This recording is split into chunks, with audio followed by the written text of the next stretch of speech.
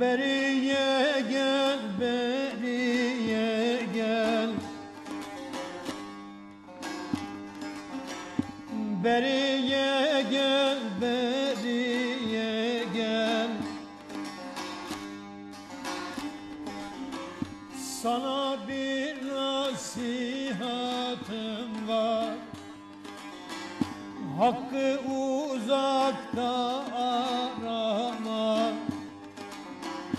Gezme elden ele kardeş.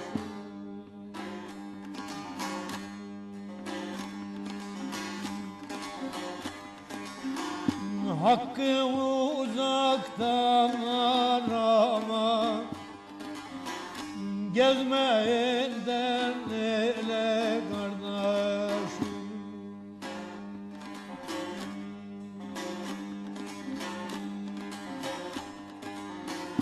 Harama salma elini, zinadan sakla belini. Daim hıfz eyle dilini, dilden bela gelir kardeş.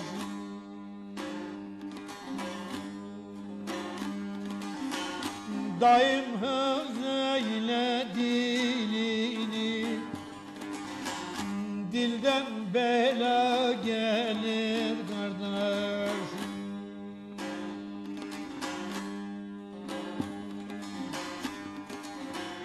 Yarar isen dosta yara, dost elinden buna çare. Her suyun geçidin ara, sakın sele gitme kardeş.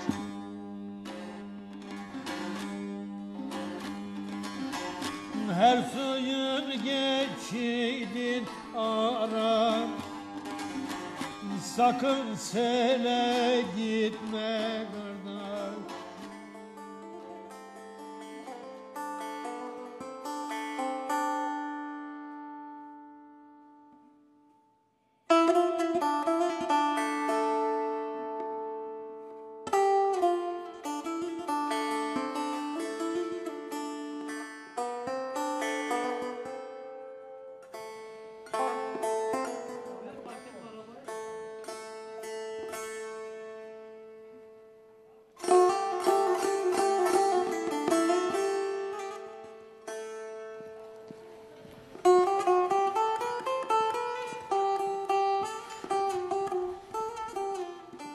Hozat'ta sakin, sıradan bir gün.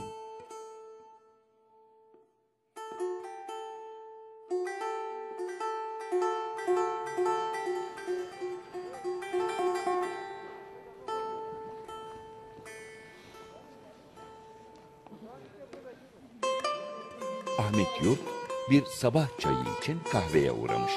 Her ne kadar Türkiye'nin dört bir yanında gezip dolaşmış olsa da dönüp geldiği ve yaşamayı seçtiği yer yine doğduğu topraklar olmuş.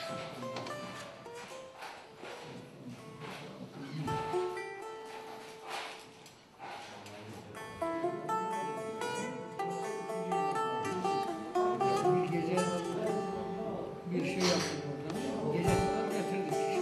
Bugün şimdiye kadar yaptığımızın son. Kahvede yapılan kısa bir sohbetten sonra biniyor arabaya ve ulaşıyor Hozat'ın tepelerindeki evine.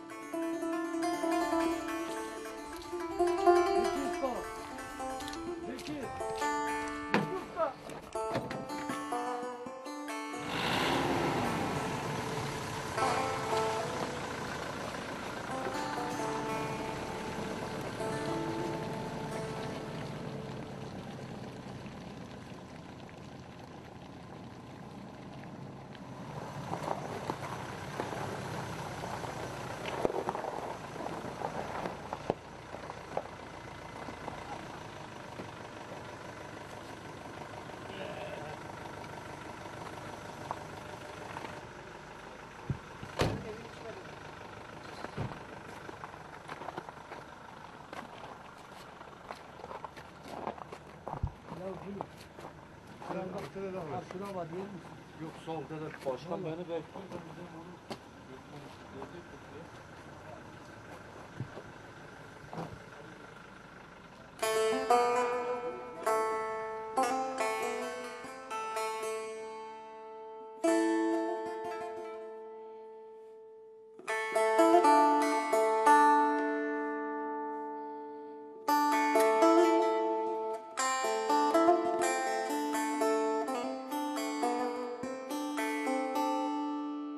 Sazını eline alıyor ve çıkıyor doğal sahnenin içine.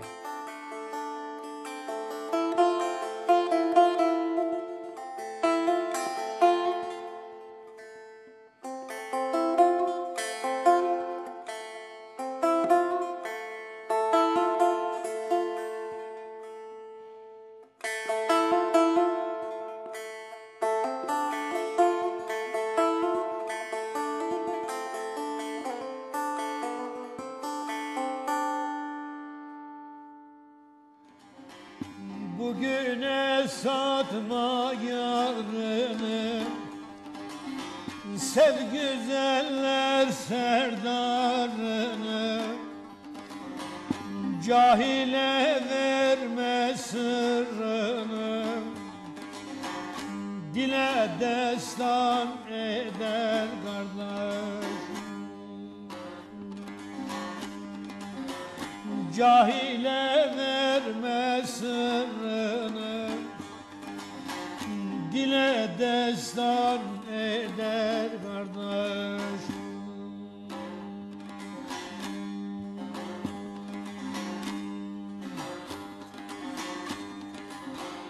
Yarar isen siyasete, İman getir kıyamete, karga konar necesete, arı bala konar kardeş. Karga konar necesete, arı bala konar kardeş.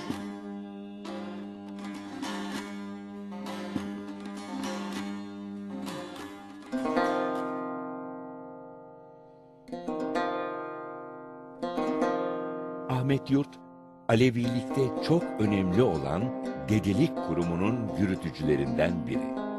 Ahmet Yurt bir dede. Dedelik, Ehl-i Beyt soyundan gelen, Hazreti Hüseyin'in soyundan gelen, efendime söyleyeyim, kişilere annesi de o soydan, babası da o soydan gelmek suretiyle bu soydan gelen ve aynı zamanda o soydan gelip de hal ehli olan, yol ehli olan, kendini bilen, ondan sonra eline, beline, diline sahip olan, ilmen, efendime söyleyeyim, o topluma yararlı ve faydalı olan, gerek Kur'an'dan, gerek diğer ilimlerden, efendime söyleyeyim, faydalanmış, o topluma yararlı, bilgi verebilen, bilgiyle beraber hal hareketi de ilme uyan, anladın mı? Hani konuştuğunu konuşur da fakat hareketleri konuştuğuna uymaz. Oğlum yalan söylemedir, yalanın güzelini kendi söyler. Haram yemedir, haramın güzelini kendi yer. Böyle dede olmaz. Dede her yönüyle o talibe, o müride örnek olacak. Ahmet Yurt dede 1934'te Tunceli'nin Ovacık ilçesi Çakperi, bugünkü adıyla Güney Konak köyünde doğmuş. 1938 Dersim olayları sırasında ailesiyle Bilecik'in Gölpazarı ilçesinin Polatlı köyüne sürgün gönderilmişler.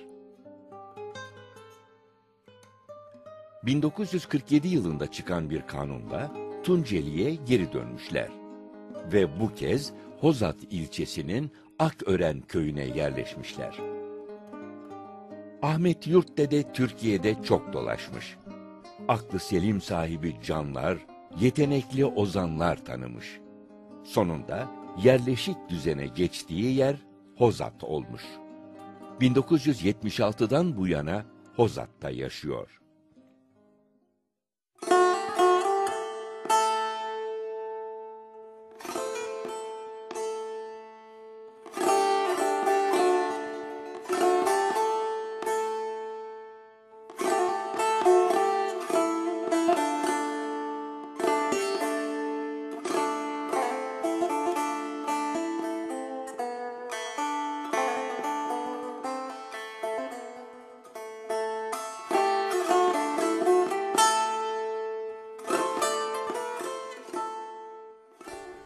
Şu anda 1934 doğumluyum, 77 yaşındayım. Yani babam ve babamdan önceki kuşağı gördüm. Tabii inanç yönleri daha güzel, birbirine karşı daha bağlı, daha saygı, daha sevgi, ondan sonra daha güzel bir hoşgörü vardı. Ama şimdi geçmişle mukayese ettiğimiz zaman o durum yok. O sevgi yok, o saygı yok. O birlik, o beraberlik yok. Şimdi hemen hemen diyebilirim ki bir Alevilik ismi kalmış burada. Dedelerle mürit arasındaki bağlar tam manasıyla mesela kopma vaziyetine gelmiş. Bir tek ben Aleviyim demekle insan Alevi olamaz. Alevilikte mesela eline, beline, diline, özüne, gözüne, sözüne, aşına, işine, eşine sahip olma var. Ondan sonra büyüğüne karşı saygı var. Efendime söyleyeyim, hırs, nefs, tema, buğuz, edavet, kin, kibir, hasetten arınma var. Ondan sonra bunlardan arınacaksın. Her insana gerçek insan gözüyle bakacaksın yani, biliyor musun? Kimseyi küçümsemeye hiç kimsenin hakkı yok. Mesela tüm insan alemine, tüm yaratığa, yani bugün İsevisine de, Müsevisine de, Davudisine de, Muhammedisine de, çünkü Allah birdir. Hiç kimsenin alnına sen Muhammedisin, sen de İsevisin, sen de Muhammedisin, sen de Davud'sun yazmamış.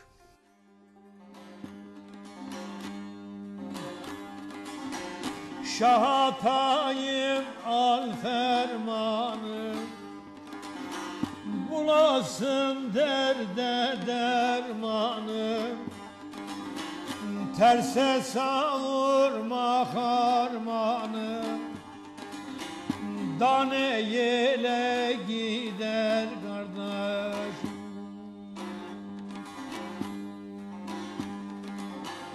Terse savurma harmanı, dane yele gider kardeş. Ahmet Yurt 12 yaşındayken bir kış mevsimini halasının yanında geçirmiş. Ve eniştesi de ona sadece bir kez sazın nasıl tutulduğunu göstermiş. Ahmet Yurt o günden sonra sazı kendi kendine çalmayı öğrenmiş ve bir daha da elinden bırakmamış. Ben bir gün Ankara'daydım. Bizim bu Hozatlı İbrahim Doğruyu Sever isminde, Allah rahmet etsin, bir kişi orada evle oturuyordu İsmet Paşa'da. Şimdi kahveye geldi, beni gördü. Ya dedi, dede niye burada oturuyorsun? Ne yapayım İbrahim Efendi? Ya dedi, hadi gidelim bize. Aşık Veysel odur bizde. Yok ya dedim, bana dedi. Dedi, çıktık gittik evine. Mübarek adam oturuyor. Ondan sonra selamünaleyküm, aleykümselam. Tabii gözü görmüyor. Gencim ben o zaman, hani şöyle fazla değil. 20-25 yaşlarında ancak varım. Biraz sonra ev sahibi dedi ki, Veysel Baba dedi, burada bir genç var. O da çalar söyler dedi, dinlemek ister misin falan. Valla dedi, dinlerim dedi falan. Hani saz da yok. Veysel Baba'nın sazını aldım. 2-3 tane deyiş söyledim. Sazı bıraktım. Gencim dedi, buyurun dedim. Ya dedi sesin güzel, hitaben güzel, makam güzel, ifaden her şeyin güzel de yalnız sen hırsızsın dedi ya. Ya dedim Veysel Baba, bu nasıl söz yani, ben kimsenin malını, canını, o nasıl söz, o nasıl? Ya dedi gözünü sevdiğim, daha bundan iyi hırsızlık olur mu? Viraniden söylüyorsun, Pir Sultan'dan söylüyorsun, Nesimi'den söylüyorsun, Harabi'den söylüyorsun, şunun bunun malını söylüyorsun. Arkadaş kendin üret, kendin söyle dedi. Ha, demek bu da var he. O rahmetliğin sözü üzerine ben başladım yazmaya. Ahmet Yurt Dede, Aşık Veysel'le yaşadığı bu anları hiçbir zaman unutmamış, hafızasına kazımış. Ve Aşık Veysel'in bu sözleri ona yeni bir yol açmış. Ahmet Yurt o günden sonra şiirler yazıp besteler yapmaya başlamış. Yaptığı beste ve şiirlerin sayısı günümüzde 800'e ulaşmış. Ve bunların bir bölümü kitap halinde basılmış.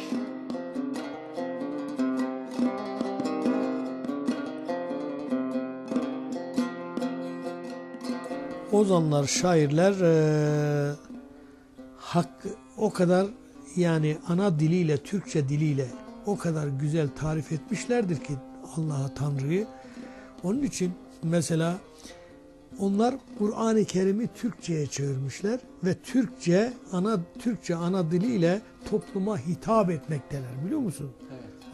Sonra bunların ilmi batıni ilimdir. Bunların ilmi manevi ilimdir.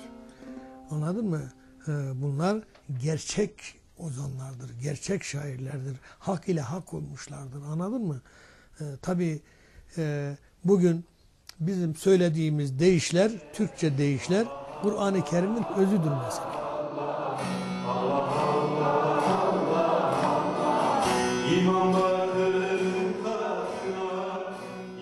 Alevi cemlerinde özellikle Şah Hatayi ve Pir Sultan'ın deyişlerinin çok özel bir yer teşkil ettiğini görüyoruz.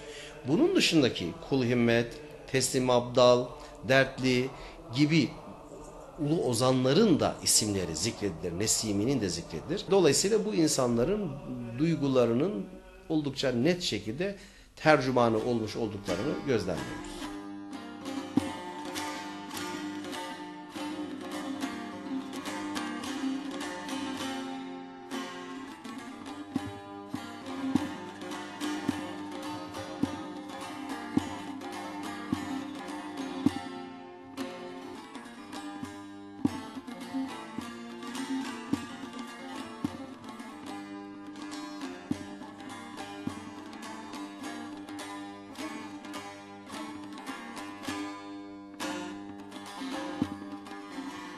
Kefinin hitabı izhar olmadan, kefinin hitabı izhar olmadan, biz bu kainatın iptidasıyız, iptidasıyım.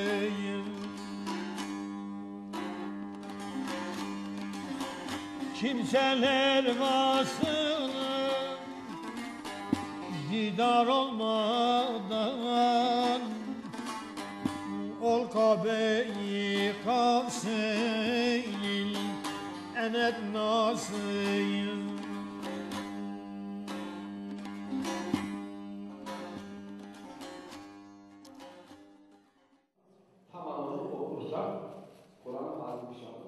Alevi inancında dedeler mürşittir.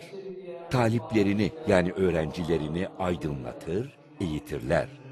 Dedeler değişik ocaklardan gelseler de soylarının Hazreti Ali'ye ulaştığını kabul ederler. Bizim aile, biz Sarı Saltık soyundan geliyoruz. Sarı Saltık Battal Gazi'nin soyundan gelir. Battal Gazi de İmam Zeynel Abidin Hazretlerinin soyundan gelir. Yani biz Seyyid-i Saadet evladı Resulüz, biliyor musun? Ha. Benim babam tabii dedim ya, bir üniversite ortaokul mezunuydu o zaman. Eski Türkçe'de, yani yeni Türkçe değil. Şimdi pek fazla dedeydi ama hani benim kadar dedelik yapmadı. Senenin 365 günü, belki bu kış günü 65 gün babamın misafiri olmayaydı. Yani 300 günü misafir sahibiydi. Yolda gideni çağırırdı. Ona yemek yedirirdi. Onu giyindirirdi. Yatırırdı. Hizmet ederdi. Babamın hali buydu. Dedeler Alevi toplumu açısından büyük önem taşır. Yalnızca dini liderlik yapmakla kalmaz. Bütün yaşamı ve insan ilişkileriyle de onlara örnek insan olmaya çalışır. İbadet yolda giderken de olur. İbadet tarlada çift sürerken de olur. Ekim biçerken de olur. Anlatabildim mi? Yani bunun saati dakikası olmaz. Yeter ki şu gönül kutusunun tertemiz olması lazım. Sen burayı cilalamadıktan sonra, temizlemedikten sonra o 40 eşek orada var olduğu müddetçe ne diyor? Yerle göğün arasına sığmayan müminin kalbinde yer eder diyor. Müminin kalbi neresidir? Bu gönül evidir. Alevi dedeleri yüzyıllardır yol kurallarını en iyi biçimde uygulayacak bilgilerle donanmayı kendilerine hedef edinmişler. Soyla boyla yetinmek yerine toplumun gerisinde değil, önünde bulunmak için çaba sarf etmişler. İşte belki de bu yüzden Ahmet Yurt, Hozat'ta inşası başlayan cemevinin tamamlanması için uğraş veriyor. Hala çalışıyor.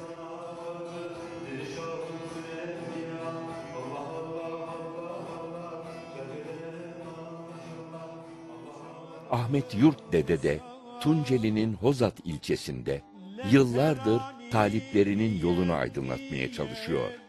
Alevi Bektaşi inancını yeni nesillere en doğru biçimde ulaştırmak istiyor.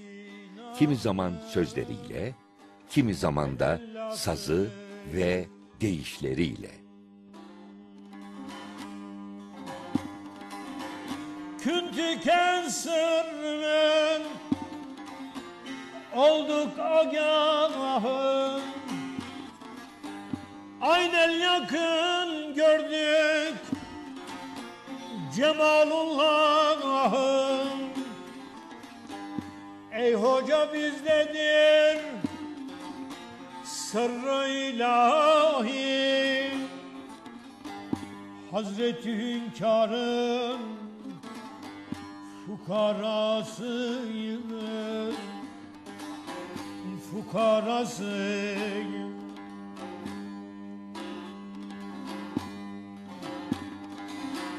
Zahide şanımız inna fetehna,